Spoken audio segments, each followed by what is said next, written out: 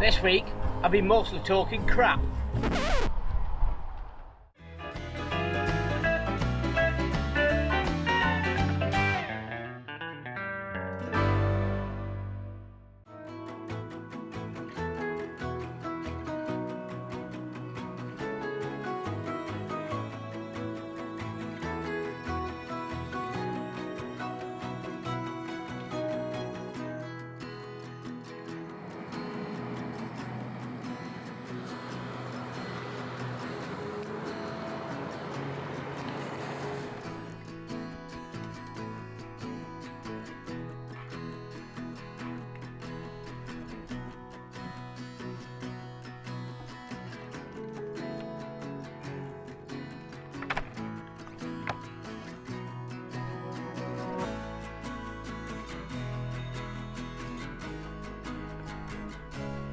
So I guess my story starts, one of the earliest memories I've got is actually from the lines of Longleat down south.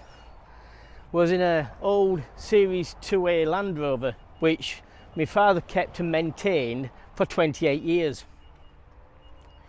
And went to this safari park, and the first memory I ever had as a child was seeing the monkeys sat on the bonnet of the Land Rover, and we had the flaps open at the front, and this monkey's hand came in through the flaps, and it was trying to, like, obviously feel for whatever. I was sat on my mother's knee at the time. I can remember all the my mother like scrambling to move all the sunglasses and whatever he had on the front there. And funnily enough, the monkeys then proceeded up onto the roof of the Land Rover and then jumped onto the bonnet of the car behind, which dented the bonnet behind. But so that's my first ever recollection of being in a four-wheel drive vehicle, my dad's old Series 2A Land Rover. Now, my dad had a passion for mountains and forests. I think that's carried over to me. Camping holidays back then, back in the 70s, were Wales, North Yorkshire, you know, to the campsites, really cheap holidays. We were working class, and I think with the holidays back then, people thought that we were actually rich, and we weren't at all. My dad worked in a sewing factory. My mother worked as a chef in a local pub. So just generally working class people, but we enjoyed the outdoors, we enjoyed camping. So yeah.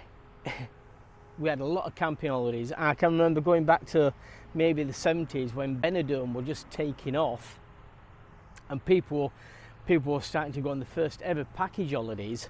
We were going to the Alps, you know, like France, Switzerland and Austria, on a 3-week-long holiday, and this was back in the 70s. So we were, well, as a child, I was very fortunate to experience these foreign countries. And again, it was in this old, really old Series 2A Land Rover, and yeah, I think that's what reflects on where I am today.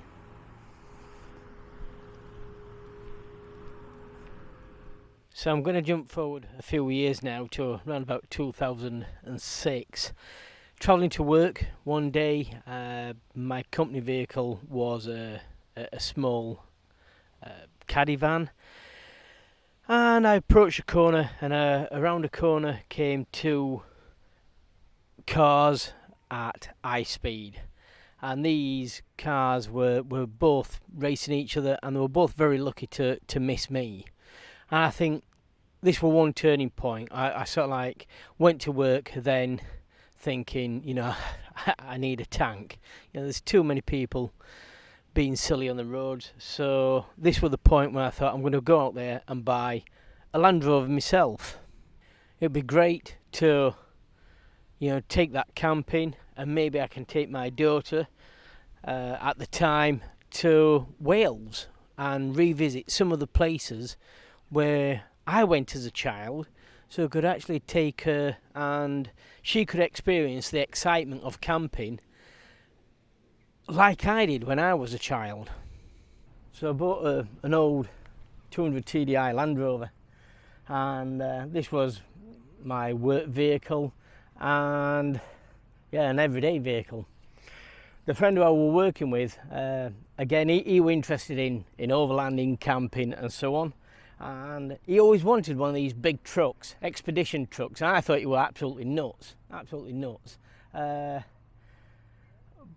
But yeah, I think as time goes on, we did a lot of travelling, and I think this was back in 2008. We did a trip to Morocco, a 3-week trip, and it opened my eyes to travelling and travelling further afield.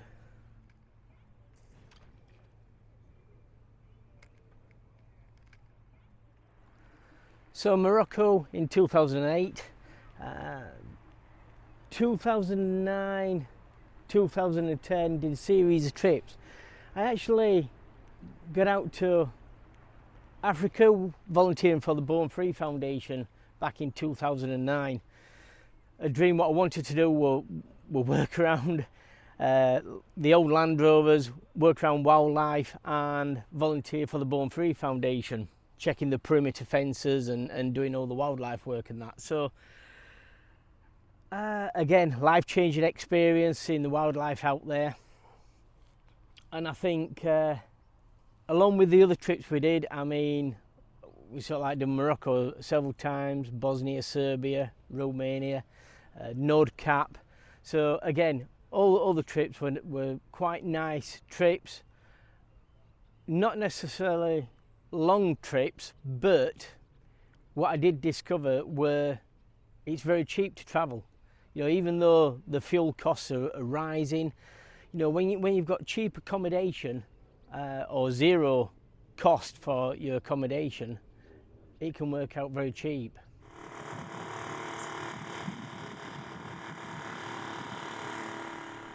Which brings us then to, we started looking at overland trucks at the Overland show in about 2013, 2014.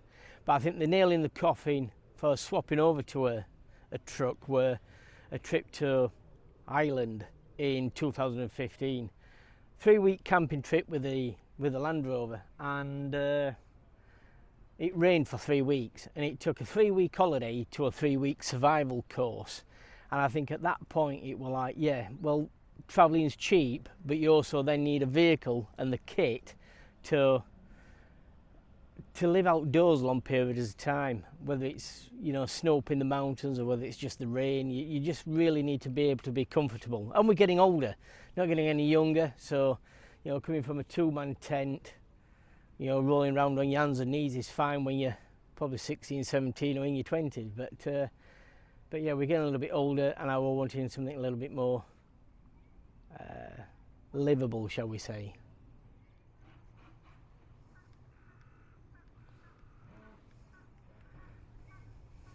So I guess that's it.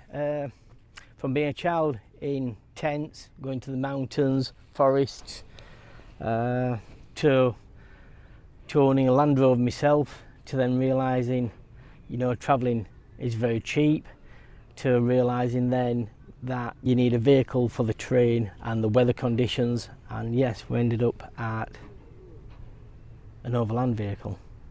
So I hope you enjoyed this little chat. I'm going to try now and catch some fish, and until next time, thanks for watching, and we'll see you on the next one.